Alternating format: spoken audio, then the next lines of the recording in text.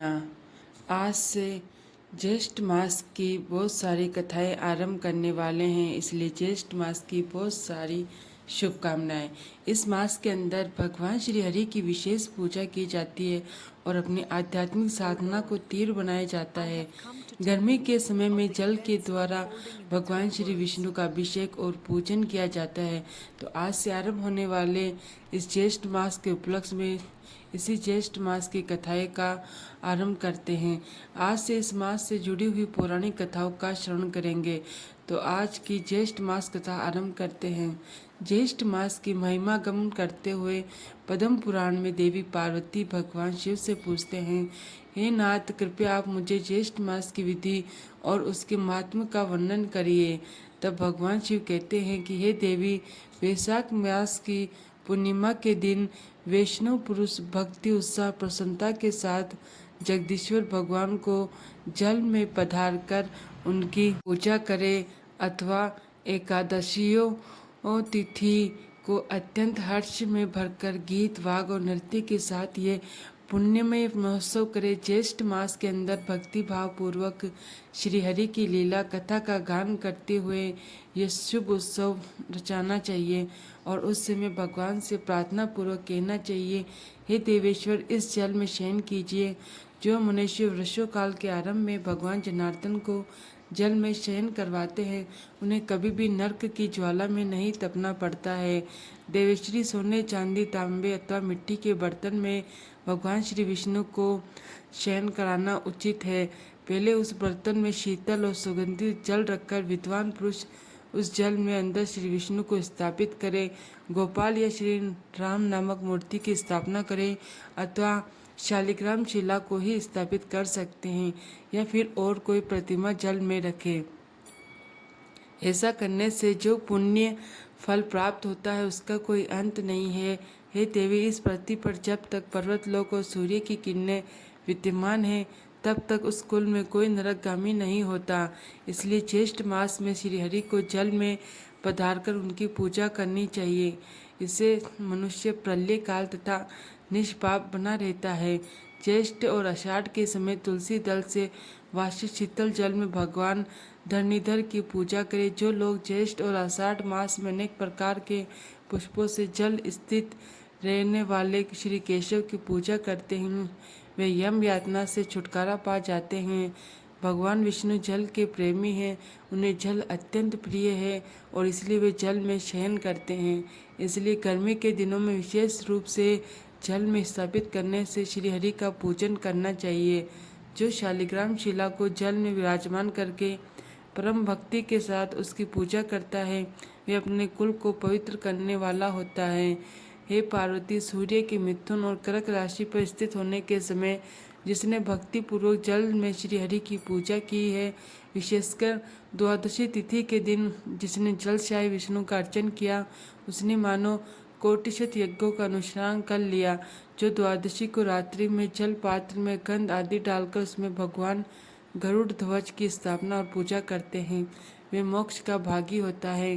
जो श्रद्धा रहित पापात्मा, नास्तिक, संशयात्मा और तर्क में ही स्थित रहने वाले हैं, ये 5 व्यक्ति पूजा के फल के भागी नहीं होते। इस प्रकार जो जगत के स्वामी महेश्वर श्री विष्णु को सदा जल में रखकर उनकी पूजा करता है, वह मनुष्य सदा के लिए महापापों से मुक्त हो जाता है। जो नाना प्रकार के पुष्पों से गरुड़ासन श्री विष्णु की पूजा करता, वे सभी बाधाओं से मुक्त होकर श्री विष्णु के सायुज्य को प्राप्त होता है। द्वादशी को एकाग्रचित होकर रात्रि में जागरण करके अविकारी और अविनाशी भगवान विष्णु का भक्ति पूर्वक भजन कार भक्ति की इच्छा रखने वाले पुरुषों को भक्ति भाव से भगवान विष्णु का ज्येष्ठ संबंधी उत्सव मनाना चाहिए और उसमें आगमोक्त मंत्र द्वारा समस्त विधि का पालन करना चाहिए। ऐसा करने से कोटि यज्ञों के समान फल मिलता है। उस उत्सव को करने वाला पुरुष या स्त्री राग द्वेष से मुक्त होकर महामोह की निवृत्ति करके इस लोक में सुख भोगते हैं और अंत में श्री विष्णु के सनातन धाम में जाते हैं। वेद के अध्ययन से रहित और शास्त्रों के स्वाध्याय से शून्य ऐसे मनुष्य भी श्री हरि की भक्ति प्राप्त करके वैष्णव पद को प्राप्त कर सकते है, इतना महान है ये ज्येष्ठ मास। आइए भी इस विषय में एक और महत्वपूर्ण पौराणिक कथा सुनते हैं। नारायणम नम स्कृतं नरम चव नरोत्तम देवी सरस्वती व्यासम ततो जाय मुद्रिय। अर्थात भगवान नारायण नर श्रेष्ठ नर देवी सरस्वती और महर्षि वेदव्यास जी को नमस्कार करके भगवान की विजय कथा से परिपूर्ण इतिहास पुराण इत्यादि का कीर्तन करना चाहिए। सभी मुनियों ने जैमिनी ऋषि से कहा, हे भगवान, आप तो सभी शास्त्रों के और सभी तीर्थों के महत्व को जानने वाले हैं। पुरुषोत्तम क्षेत्र परम पावन है। वहाँ पर भगवान लक्ष्मीपति विष्णु मानव लीला के अनुसार कष्ट में विग्रह धारण करके विराजमान रहते हैं। उनके दर्शन मात्र से ही सभी को मोक्ष प्राप्त होता है और सभी तीर्थों का फल मिल जाता। कृपया उनकी महिमा का विस्तार से वर्णन करो। मुनियों की इस जिज्ञासा को सुनकर जैमिनी ऋषि ने कहा, हे मुनियों, ये अत्यंत गढ़ रहस्य है। हालांकि ये भगवान जगन्नाथ सर्वत्र व्यापक और सभी को उत्पन्न करने वाले हैं, फिर भी ये परम उत्तम पुरुषोत्तम क्षेत्र महात्मा जगदीश्वर का साक्षात स्वरूप है। इस स्थान पर वे स्वयं ही शरीर धारण करके निवास करते हैं और इसलिए इस क्षेत्र को भगवान ने अपने नाम से प्रसिद्ध किया है। ये क्षेत्र 10 योजन के विस्तार में फैला हुआ है।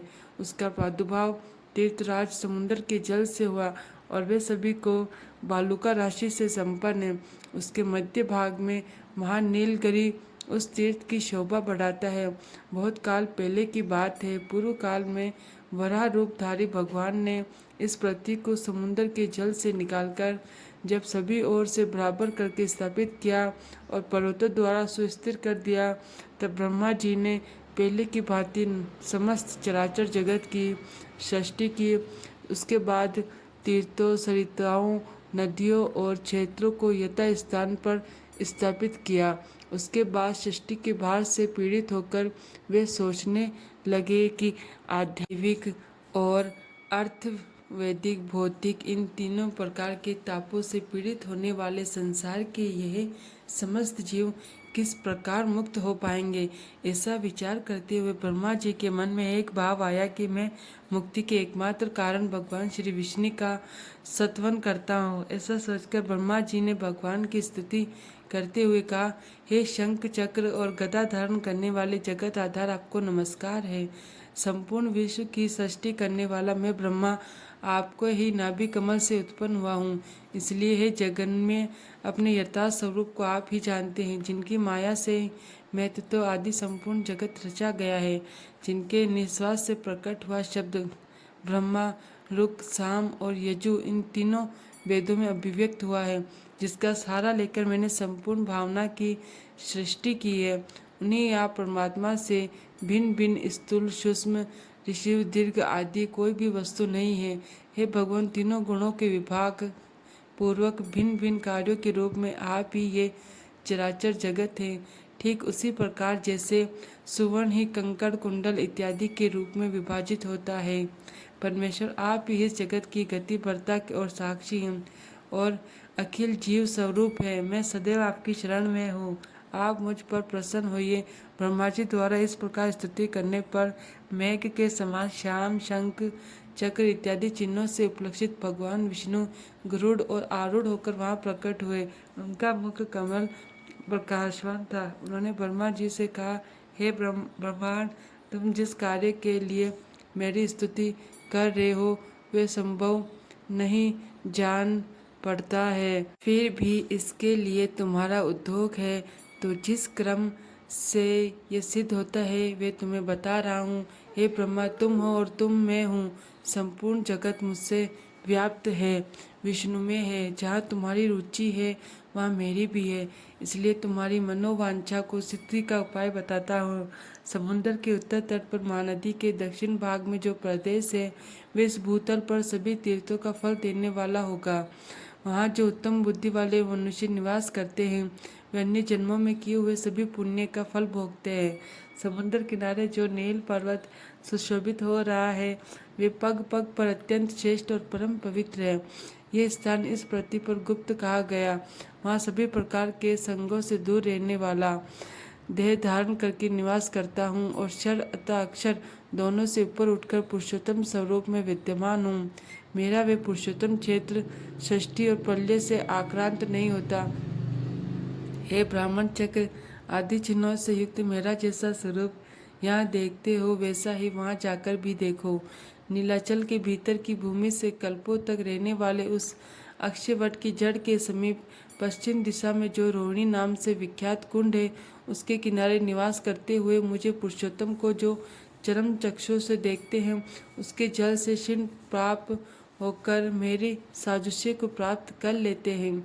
हे महाभाग, वहाँ जाओ और उस तीर्थ में मेरा दर्शन करके ध्यान करते समय तुम्हारे समक्ष पुरुषोत्तम क्षेत्र की श्रेष्ठ महिमा स्वतः ही प्रकाशित हो जाएगी। यह पुरुषोत्तम क्षेत्र श्रुतियाँ, स्मृतियाँ, इतिहासों और पुराणों में भी गुप्त है।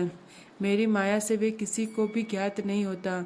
मेरी कृपा से ही अब वे प्रकाश में आएगा और सभी को प्रत्यक्ष उपलब्ध होगा। व्रत, तीर्थ, यज्ञ और दान का जो पुण्य बताया गया है, वे सब यहाँ एक दिन के निवास से ही प्राप्त हो जाएगा। एक निवास भर कर लेने से ही अश्वमेध यज्ञ का फल मिलता है। हे ब्रह्मदेव, हे ब्राह्मण, इस प्रकार ब्रह्मा जी का आदेश देकर भगवान पुरुषोत्तम सबके देखते ही देखते वहाँ से अंतर ध्यान हो गए। इतना कहकर जैमिनी ऋषि ने उस पुरुषोत्तम क्षेत्र की महिमा का वर्णन करते हुए अपनी कथा आगे जारी रखी और उस कथा का श्रवण करेंगे हम आने वाली ज्येष्ठ मास कथा श्रृंखला की अगली कड़ी में। आइए अब ज्येष्ठ मास के महत्व का श्रवण करते हैं। हमारे शास्त्रों में बताया गया है कि ज्येष्ठ मास अत्यंत फलदायक और विशेष मास है। ये वही महीना है जब तप, सेवा और संयम द्वारा हम भगवान श्री हरि को सरलता से प्रसन्न कर सकते हैं। यह समय हमारे धैर्य और सेवा भाव की परीक्षा का होता है। नारद पुराण में कहा गया है, ज्येष्ठीय मासे कुर्थे पंचकम धर्म संपद्यम सयाति विष्णु लोकम चे सर्व पाप विवर्जित। यानी जो व्यक्ति ज्येष्ठ मास में उपवास, स्नान, जप, अर्चन और दान करता, वे विष्णु लोक को प्राप्त करता है। ये मास सेवा, संयम और तप का महीना है। इस मास में किए गए कर्म जीवन में शांति, समृद्धि और मोक्ष का मार्ग प्रशस्त करते हैं। इस मास की पूर्णाहुति स्नान यात्रा के साथ होती है, यानी भगवान जगन्नाथ, बलदेव और सुभद्रा जी का वर्ष में एक बार होने वाला महाअभिषेक। और इसी उपलक्ष्य में इस संपूर्ण ज्येष्ठ मास के दौरान हम भगवान श्री जगन्नाथ, बलदेव, सुभद्रा जी की सुंदर महिमा कथाओं का भी श्रवण करेंगे। वह जहाँ पर स्थित है, ऐसे पुरुषोत्तम क्षेत्र की महिमा का भी हम ज्ञान करेंगे।